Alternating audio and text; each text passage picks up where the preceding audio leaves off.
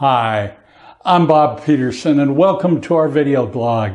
This week's question comes from a first-time home seller, Jim and Ashley, who asked, "We're ready to sell our home and take the equity to buy into a better neighborhood. What are the most important mistakes to avoid?" Well, you know what I'm going to say. It would be a terrible mistake not to hire the Peterson team and my wife, Diane. And not because she's my wife. The first mistake to avoid is to work without the most competent agent you can, one that really cares about what you're doing and knows how to make it happen. The second mistake to avoid is overpricing your home. The more days on the market for your home means less money to you at the end.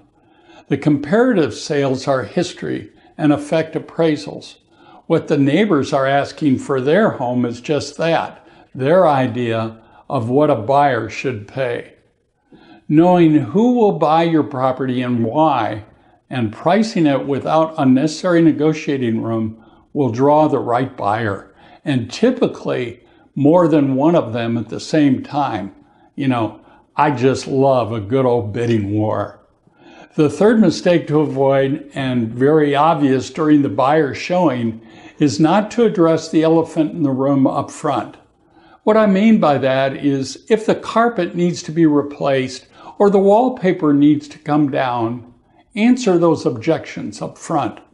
Make certain that the buyer prospect and their agent know that you know that objection is there and what it would cost to repair or replace it. That will bring the buyer reality and the actual reality to a negotiable place and a clear path to think past that objection. Until we can get the buyer placing their furniture in your house, we haven't done anything to motivate an offer. More than 80% of our business each year comes from our repeat and past clients because we care enough to understand. Want our help? Give us a call or email us your name and phone number. And if you have a question, please let us know. Thanks.